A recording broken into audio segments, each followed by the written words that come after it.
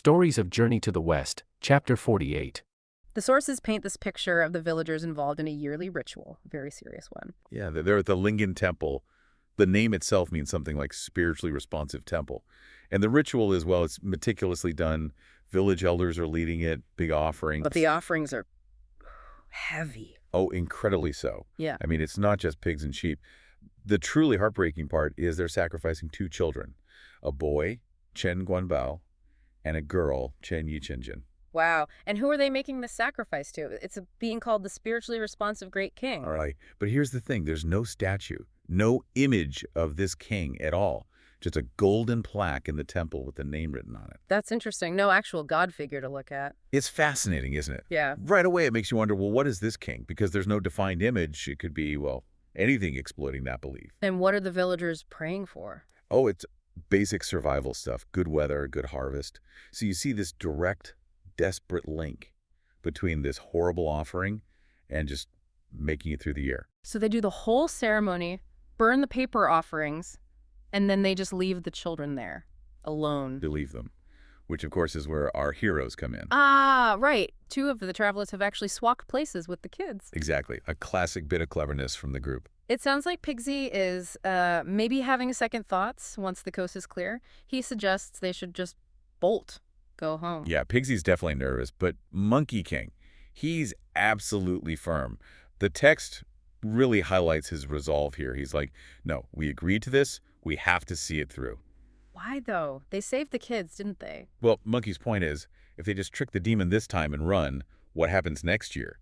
Or what if the demon takes revenge on the village? He thinks just running is foolish talk, as the text puts it. They need to actually deal with the threat, not just avoid it for a night. So even though Pigsy's probably sweating bullets, they stay, they wait. They wait. And then the atmosphere changes, the wind picks up. Yeah, the sources describe it with this whooshing sound. And Pigsy recognizes that sound instantly.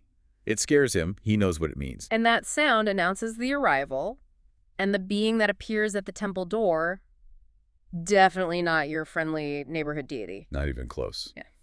The description we get is really striking, kind of contradictory. He looks impressive at first glance.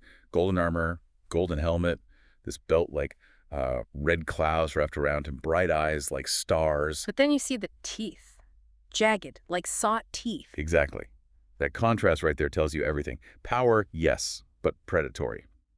Dangerous. There are other details too, right? About his aura. Yeah, like smoke and mist around his feet, a sort of warm, oppressive energy where he stands. But then this chilling yin wind when he actually moves. It's all very unsettling. He sort of resembles a powerful guardian figure, which is probably part of the disguise. So he comes in and talks to the child who's Monkey King in disguise. Right, and Monkey answers back, clearly, articulately. And this seems to throw the demon off. Why is that? Because usually the kids are paralyzed with fear. They can't speak. So this articulate child makes him suspicious immediately. He keeps questioning, asks their names. Yeah, he presses them. Monkey gives the names Chen Guanbao and Yicheng Jin, and then the demon just lays it out. I'm here to eat you. It's the annual custom. And this is where Pigsy messes up. Sort of. It's actually a bit darkly funny. The demon uses about maybe eating the girl first this year, or maybe the boy. And Pigsy, who's disguised as the girl, gets so nervous he blurts out something like, hey, stick to the usual order. Oh, Pigsy. Haha, yeah. Well, that interruption is all the demon needs. He decides to just grab Pigsy right then and there. And that's when the masks come off. Literally. Both Monkey and Pigsy instantly reveal their true forms. And Pigsy jumps straight into action. He does. No hesitation now. Attacks with his 9-toothed rake. And the source mentions this loud dang sound as it hits the demon's armor. Revealing fish scales. Big round fish scales underneath the armor. That's the giveaway. And Monkey gets it immediately. Instantly. He yells, catch up! They realize this isn't just a ground brawl. They leap up. And the monster, it seems kind of surprised. Yeah, apparently wasn't expecting anyone to actually hit it physically. Didn't even bring a weapon. It calls out, like, who are you guys messing up my sacrifice? And Monkey, ever the diplomat. He just lays it out straight, tells him they're monks from the Tang Empire, heading west for scriptures. Heard about this evil creature eating kids. And they're here to save the locals and capture him. He even demands the monster pay back the lives of the children he's eaten. Pretty intense. It really is. So the monster, hearing this basically declaration of war, he decides it's time to go. makes a strategic exit. Pigsy tries another swing, but nope. Because the monster does what? Transforms into, like, a gust of wind. Okay. And just vanishes straight into the Tongtian River. And Monkey decides not to follow him into the water. Smart move, yeah. Monkey knows fighting underwater isn't his strong suit, especially against a creature native to it. He decides, okay, let's regroup. We need to figure out how to catch this thing tomorrow because we still need to get the master across this river. That's the main goal. Right.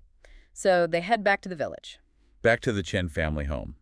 And you can imagine the scene there, the Tang monk, Sandy, the family, all waiting, probably terrified. And Monkey and Pigsy just walk in. Pretty much. They apparently just dropped the sacrificial food items they were meant to replace in the courtyard and explain everything that happened. Huge relief all around, obviously. The family's incredibly grateful. But meanwhile, down in the river, Yeah. the demon's not happy. No, he's furious. Back in his underwater palace, his subjects can see he's fuming. He complains about losing his meal, getting roughed up, and how this whole thing has ruined his reputation, cut off his supply of sacrifices. It's a disaster for him.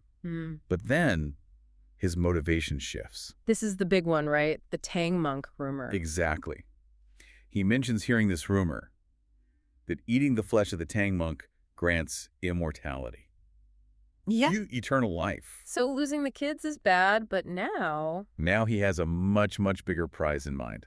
Forget the annual sacrifice. Capturing the Tang monk is the new goal. He's determined now. But he's also worried. He just fought Monkey and Pigsy. Yeah, he actually voices that doubt. He knows how strong those disciples are. He's thinking, how am I actually going to do this? And that's when one of his followers steps up. Right. A character described as a spotted mandarin fish elder, Air Binks King. She has an idea. She asks the king first, can you make it snow? Can you freeze things? And the king's like, yeah, of course I can. Oh yeah, he boasts about it, says he can make it snow, and crucially, he can freeze the entire river solid. Okay, so what's the plan? It's pretty cunning, actually, she lays it out. First, at midnight, the king uses his power to whip up a freezing wind, heavy snow, and freeze the whole surface of the Tuntina River, make it look like solid ground. Step 1, freeze the river. Got it. Step 2, deception. Some of the other water creatures will disguise themselves as humans, carrying bundles, pushing carts, looking like ordinary travelers. They'll walk on the ice. Exactly. They'll walk back and forth over and over again, making it look safe and busy. Why? What's the point of that? To lure the Tang monk. The elder knows the monk is super eager to get to the west, to continue his journey. If he sees people crossing this massive frozen river, You'll think it's a safe shortcut. precisely, he'll likely insist they all walk across the ice instead of waiting to find a boat or another way, exploiting his piety and eagerness. Oh, okay, that's clever. And the final step, the trap. The trap. The king himself will wait hidden under the ice, right over the deepest part of the channel. When the monk and his disciples are walking right above him, Smash. he shatters the ice from below. They all fall into the freezing water, disoriented, probably weighed down, and completely at his mercy. Easy capture. Wow, that is quite a plan. What does the king think? He loves it. The text says his reaction is, oh shoo, utterly brilliant, utterly brilliant. He's totally sold and immediately goes off to start the freezing process. Before dawn, inside the Chen family's house where they're staying. Yes, and right away the text tells you how incredibly cold it is, even indoors. It says they're under heavy quilts, but get this, no warmth. Yeah, and their hands in their sleeves feel like they're holding ice. That's pretty severe for being inside. You can almost feel it. And, okay, no surprise here, who complains first? Slight chuckle. It's gotta be Pigsy. Just a simple cold. Classic Pigsy. Always a physical comfort. But then Monkey jumps in with his usual attitude. Sort of dismissive. Oh yeah. What does he say? Something like chinanol. Basically, monastics like us aren't bothered by heat or cold. Trying to sound tough. Right, like he's above it all. Or maybe just likes giving Pigsy a hard time. Probably a bit of both. Yeah. But here's the interesting bit. Tripitaka, the master. Yeah. You'd think he'd side with Monkey, maybe, on the spiritual discipline front. But he doesn't. He actually agrees with Pigsy. And that tells you, wow, this cold must be really bad if even the master acknowledges it so plainly. Okay, yeah, that lends it some serious weight. And then Tripitaka launches into this almost poetic description of what the cold is doing outside, which they can sense from inside. It's quite something. Y'all, what? What does he describe? Well, things like Toki, Sonsland, decaying leaves are tipped with frost. And the pine trees have like frozen bills hanging off them. And even the ground itself is cracking because the cold is so extreme. Cracking, wow. And the pond surface is frozen solid. It's painting a picture of intense, deep cold. He even says they are shivering all over like little bells. So the text isn't just saying it's cold, it's making you feel it through these details. Exactly. It establishes the harshness of the environment right from the start, even before they see the snow. It kind of primes you. Which they do see next, right? Because it's just too cold inside anyway. Precisely. They get up, get dressed, open the door, and bam. Tilbo. Oh. Outside, it's just this vast white expanse. It's been snowing. And not just a little bit, I gather. Oh no. The text really goes to town describing this snow. It uses incredibly rich language. Give us some examples. What's it like? Well, the sky is, dense, reddish clouds, heavy, gloomy fog everywhere. There's a wind, too. A cold one, I bet. A biting north wind. Whoa. H-air, howling. Mm-hmm. And the snow itself is T-C-air, great, heavy snow falling, just covering everything. Sounds intense. And then you get these beautiful poetic terms for snow. It calls snowflakes six-petaled flowers. Oh, that's nice. And describes the falling snow as H-ek, like pieces of flying jade. Every branch is like each like it's adorned with jade. Flying jade. Wow. And it piles up incredibly fast. H-ek kicks bread like it turns from powder to salt almost instantly. That's a striking image. Powder turning to salt really conveys the volume and speed. It does, and then it gets even more dramatic. It talks about white parrots losing their color against the snow, matching the white cranes. So just overwhelming whiteness. And then that line, the famous one, H-A. Which means? It means the snowstorm looks like it's battled and defeated 3 million jade dragons. It's this epic metaphor for swirling, powerful snow. 3 million jade dragons. That turns a snowstorm into something mythical, almost violent. Absolutely. And it follows up with fluteng, like broken scales and shattered armor flying everywhere. It's portraying the snow as this immense, powerful force. So beautiful, but also kind of terrifying. Yes. It transforms the whole landscape. Bridges are covered like with willow catkins, houses like with pear blossoms. Chuten, picturesque, but also concealing. And it affects people directly. Definitely. Travelers can't get wine. Servants struggle to find plum blossoms. Simple tasks become hard. And crucially, the roads are obscured, impassable. So it's not just pretty, it's a real obstacle. A huge one. The text even mentions famous historical figures known for enduring cold winters. Like who? Names like Yuan An, Sung Kang, Suwu. But thinks as essentially, this snow is way worse than anything they faced. Huh. So it's using literary references just to say how unusually bad this storm is. Exactly. It really drives home that this is extreme. Yeah. But then, amidst all this, the Chen family steps up. Right. They're hosts. What do they do? They show amazing hospitality. They're out there clearing paths, bringing hot water for washing, hot tea, food, lots of food mentioned like rolled cakes, gruel, breakfast, lunch. Even in this weather. Yes, and charcoal to keep them warm. Really generous. That kindness stands out against the harshness, doesn't it? It really does. It's a recurring theme, that contrast. But while they're being cared for, Tripitaka is bothered by something fundamental. About the weather itself. Yeah. He asked Chen Lao, the head of the family, if this region has 4 seasons like back home in the upper country, the capital. And does it? Chen Lao says yes, they have seasons, just like Tang China. Okay. So what's Tripitaka's confusion then? His question is basically, if you have normal seasons, why on earth is there such heavy snow and intense cold now? The timing seems off to him. Completely off. And Chen Lao explains, well, it's the 7th month, but yesterday was the white dew solar term, so technically it's the start of the 8th month period now. Cool. Okay, so early autumn, maybe? Still seems early for this kind of snow. That's what Tripitaka thinks. But then Chen Lao drops the crucial piece of information. He says, very casually, Dro une. Meaning, around here, we always get frost and snow in the 8th month. It happens every year. Whoa. Okay, that's the reveal. Exactly. For Tripitaka, coming from the eastern land, this is bizarre. He says back home, snow only comes to Dala when winter proper arrives. So they've traveled so far west that the whole climate pattern is different. An early, harsh winter is just normal here. It's a massive geographical marker. They are truly in a different world now, climatically speaking.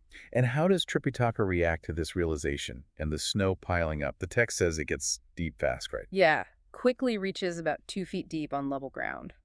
And Tripitaka, well, he gets upset. Upset how? The text says he becomes anxious, even starts shedding tears. Tears over snow. Why such a strong reaction? He explains why. It all comes down to the mission. He remembers his promise to the Tang Emperor. The promise to return in 3 years. Yeah. That was the original deadline. Oh, and how long has it actually been? He says, Harpoon.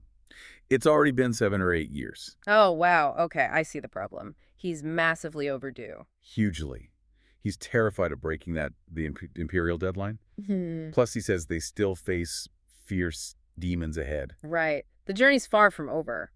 Last night, disciples did us a small favor, and his immediate plan right there was to find a boat to cross the nearby river and keep moving. But the snow. But the snow has made the roads impassable. They're stuck. His whole plan is derailed, threatening the mission's success. It's fascinating. His breakdown isn't facing a monster. It's this very real, very human stress about delays and deadlines. That makes him feel very relatable, actually. Grounded. It does. And Chen Lao sees this distress. He tries to comfort him. What does he say? Basically, hey, after 7 or 8 years already, what's a few more days? Don't worry about it. But then he makes a huge promise.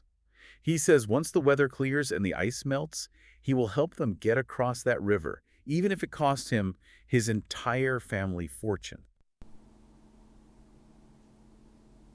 It heavily implies the disciples rescued the family, likely from that river demon mentioned in the chapter title. And the hospitality continues. More meals, very generous. Tripitaka feels a bit awkward about it. Yeah, he asks them to tone it down. He says, just treat us simply, like family. But Chen Lao insists. He says no. He says, even if we feasted you every single day, it would be hard to repay you properly for saving us. Which is nice, gives them a breather. And even in this forced downtime, they find something, right?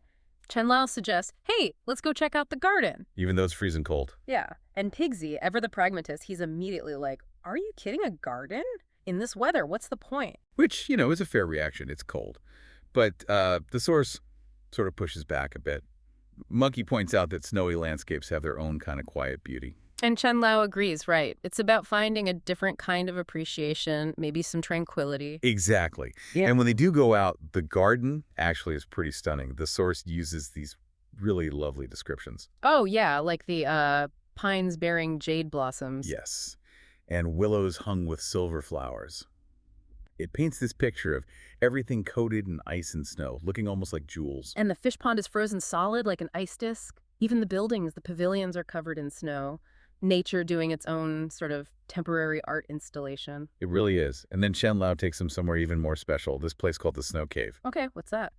It sounds like this cozy refuge built specifically to be warm inside the cold garden area. Little haven. Oh, nice. Like a warm little bubble. The description sounds great. There's a beast-faced, elephant-footed copper fire basin. Giving off warmth. And comfy tiger skin chairs, paper windows, letting in that soft, snowy light. Cozy. Very. And the art inside. It's not just random pictures. The paintings seem chosen to resonate with their journey. Right, like the 7 sages crossing the pass, that fits, and fishing in a cold river. Images of endurance, maybe contemplation. Exactly. And even historical scenes like Su eating felt. Ah, story of loyalty in exile. Right. And breaking off plum branches to meet an envoy, about connection despite hardship. These aren't just pretty pictures. They feel like subtle reminders of perseverance, of finding ways through obstacles. That's interesting layering. Yeah, and the source even includes these lines that emphasize the setting, contrasting how easy it is to get fish near a water pavilion versus how hard it is to buy wine on a snowy mountain path. Highlighting the comfort of their little cave compared to the harshness outside and the journey still ahead. Precisely. So they're in this warm kind of reflective space, having tea, well, plain wine for the disciples, chatting with neighbors, enjoying this brief pause. A moment of calm. But that calm doesn't last, does it, as evening comes? Nope. The big news breaks. They overhear villagers talking outside. And it's pretty shocking news. What is it? The Tomtian River, this massive river on their route, it's frozen. Completely solid. Wow. Not just the edges. No, the source is very specific. It says, the 800 light are all frozen like a mirror. 800 light, that's what, like 400 kilometers? A huge stretch of river, just solid ice. Immense. Totally impassable by boat, obviously. And this hits Tripitaka hard. He's immediately worried, asking Monkey, how on earth do we get across this? Yeah, that's a major obstacle. Little Mr. Chen, their host. He initially hopes maybe it's just the shallow parts near the bank. Wishful thinking. Pretty much. Because a traveler quickly confirms it. The whole river, top to bottom, bank to bank, frozen solid. And people are already walking on it. People are walking across this giant frozen river. That's what they hear. And the next day, they go down to the riverbank to see for themselves. And there they are. Streams of people just walking across the ice. Who are these people? Why are they doing that? It sounds incredibly dangerous. Well, this is where the story gives us a really sharp look at human motivation. Chen Lao explains they're merchants. Merchants? Going where? They're trading with the woman land of Western Liang. And the reason they're risking it? Profit. Massive profit. Don't mad. The source gives figures. It says something like, 100 cash worth of good here is worth 10,000 there, and vice versa. 100-fold return. Wow, no wonder they're tempted. Exactly. It's described as profit-heavy, capital light. Normally, they risk dangerous boat journeys for this trade. The frozen rivers is a different kind of risk, but the potential payoff is just enormous. So they take the chance. Seeing these people risk everything for money, that must have made Tripitaka think. It definitely did. It sparks this really significant moment of reflection for him. He watches them, risking death for profit. And what does he conclude? He comes out with this big statement. In worldly matters, only fame and profit are most important. Fame and profit. That's quite a statement. Does he mean just for others, or? Well, that's the fascinating part. He immediately turns it back on himself. He compares those merchants risking death for profit to his own journey. How so? He says he's serving the emperor, undertaking this incredibly hard, dangerous pilgrimage for fame. Fame. But the core idea is he sees a parallel. He sees himself also driven by something huge, something that justifies immense risk, just like the merchants are driven by profit. So is he saying they're basically the same drive, just for different rewards? The story kind of leaves it hanging there, Yeah. but it strongly suggests that these ultimate goals, huge wealth, huge recognition or achievement, are maybe two sides of the same coin. Powerful, life-risking motivators. Okay, so Tripitaka sees the frozen river, sees people crossing. What's his reaction for their journey? He sees it as an opportunity. He wants to cross now, immediately. Seize the day. Pretty much. But Shimung steps in. He's the voice of caution here. Okay, what's his argument? He uses this great idiom, something like, 1,000 days eat 1,000 measures of rice. Basically saying, look, we've been guests long enough. We appreciate the hospitality. We're eager to go. But let's not be stupid about it. Exactly. Safety first. He argues they should wait for the ice to melt, cross properly by boat like they normally would. Makes sense. Don't trust this freak occurrence. Yeah, and he uses another saying, hearing is not as good as seeing. Meaning, just because we hear people are crossing or even see a few doing it, doesn't mean it's actually safe for us with our horse and luggage. Have we really checked it out properly? That's very sensible. The classic dilemma, right? Jump on the unexpected opportunity or stick with the tried and tested, safer way? It really is, and Tripitaka pushes back against waiting. His argument is pure practicality. What does he say? He points out the time of year. It's the 8th month in the lunar calendar that's late autumn heading into winter. Ah, so it's not going to get warmer anytime soon. Right. It's only going to get colder, waiting for a natural spring thaw, like in the 2nd or 3rd month. That would mean waiting for maybe half a year. Half a year delay. Ouch. That's a huge chunk of their journey, time lost. Exactly. So waiting isn't really practical if they want to keep making progress. The calendar is working against Shamung's cautious approach. So you've got Tripitaka saying, go now, it's a sign. Shamung saying, wait, be safe. And the clock ticking. How do they decide? Well, this is where Pigsy comes in. He breaks the deadlock with a very Pigsy solution. Oh boy. What does he suggest? He proposes testing the ice. Oh, okay. Oh. Not testing the depth, like finding out how deep the water is. Right. Testing the strength of the ice itself, its thickness. And how does he plan to do that? Throw a rock? Not quite. His method is a bit more direct. He's going to hit it with his 9-toothed rake. He's going to hit the ice with his giant rake. Yep. His logic is simple. If the rake breaks through, the ice is too thin. If it doesn't, it's thick enough. Okay, that's direct, forceful. Very Pigsy. And the source says he lifts this heavy rake with both hands and brings it down on the ice with all his might, a full power swing. What happens? Does it shatter? Not at all. The impact is huge. It leaves 9 white marks on the surface. But the ice holds completely firm. Wow. In fact, the impact is so solid that Pigsy's own hands are left painfully numb or aching from the jolt. So the force that hurt him barely scratched the ice. Pretty much. His own pain becomes the proof of the ice's incredible strength. He immediately declares it safe. He shouts, can go, even the bottom is solidified. Okay. He immediately starts getting ready to leave the Chen. It's the Chen family. Did they try to keep the pilgrims longer? How did the send-off go? Oh, they definitely wanted them to stay. But seeing the pilgrims were set on leaving, the elders prepared provisions. Food for the road. Exactly. Roasted dried food, baked goods like flatbread and steamed buns. And as a sign of real gratitude for saving the village and their children, they brought out this whole plate piled high with scattered gold and silver, knelt down and offered it to them. Wow, that's a very generous offering. But Tang Senzang, he's a monk on a mission. How does he respond to the money? He refuses it, flat out, shakes his head, says something like, what use are riches to this poor monk? I wouldn't even dare carry it. Right. Our true practice is to live by begging. The dried food is more than enough. Sticks to his principles, you know. Yeah. Detachment from wealth. So the silver is refused, but Wukong steps in here, doesn't he? Always the pragmatist. Precisely. Wukong, seeing the elders really want to give something, he subtly pinches off just a tiny piece with his fingertip. Only about 4 or 5 like nothing really. The tiny amount. Yeah. Hands it to Tang Senzang and suggests, Master, just take this. A bit of pin money, a small contribution. Don't completely ignore the elders' kindness. It's a little compromise, right? Yeah. Honors the host without burdening the master. That's a smart move by Wukong. Okay, so they take the dried food, that tiny token of silver, say their goodbyes, and head straight for the ice. Now, given Baji's assessment, you'd expect it to be smooth sailing. You would think so. But trouble starts almost immediately, doesn't it? The moment they step onto the ice, the white horse slips, bang, nearly throws Tang Senzang right off. Whoa. It's a stark contrast to Baji's confidence just moments before. Wow. Yeah, that initial slip really shatters the confidence. Who points out the obvious problem? That's just saying. Seeing the struggle, he immediately says, Master, this is hard to walk. The reality of just how slippery it is hits them. So Baji's test, maybe it showed thickness, but not the surface condition.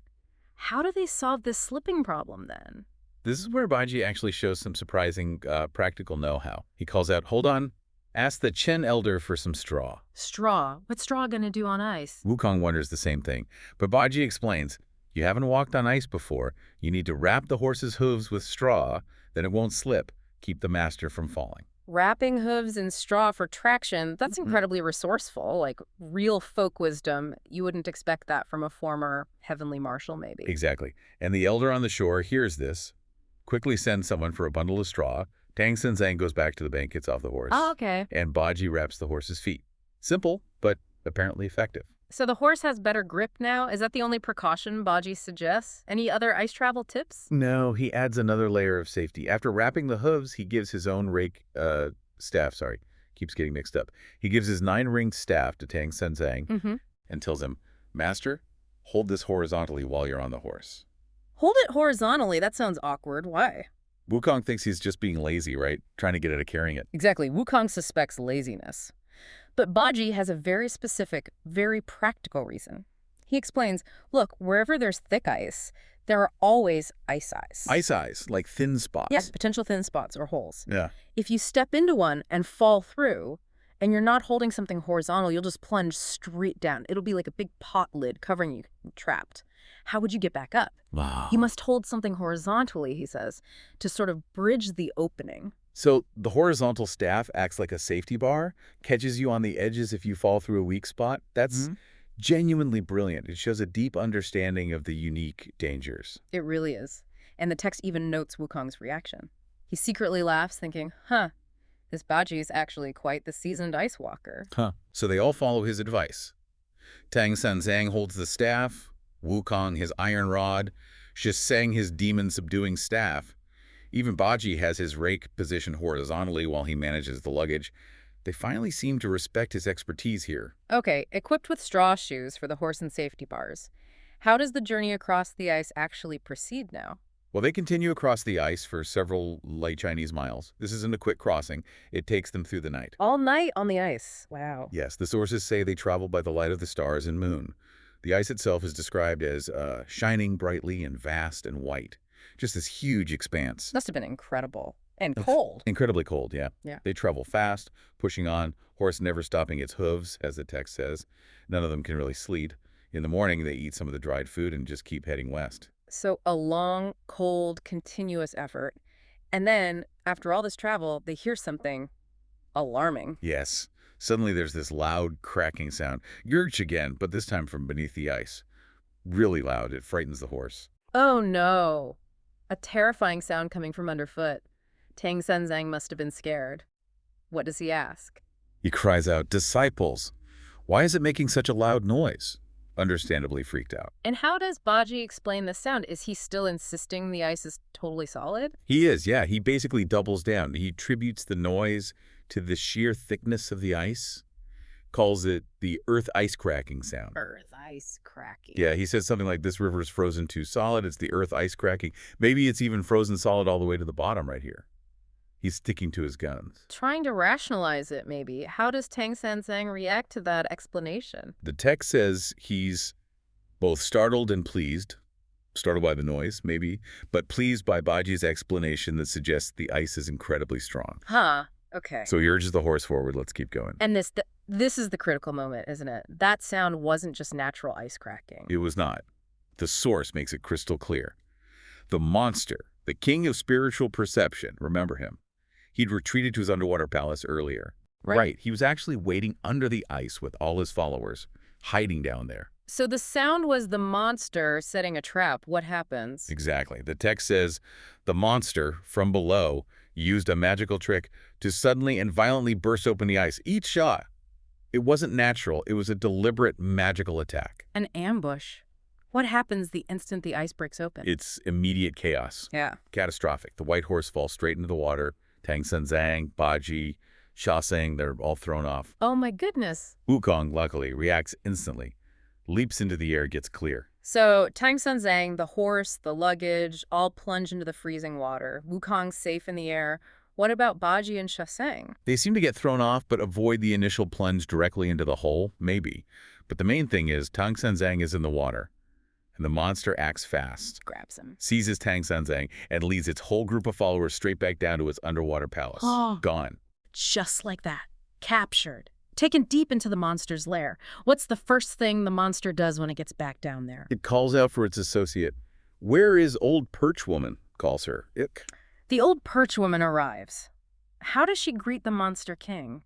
With what seems like excessive politeness. Yeah. A bit fawning.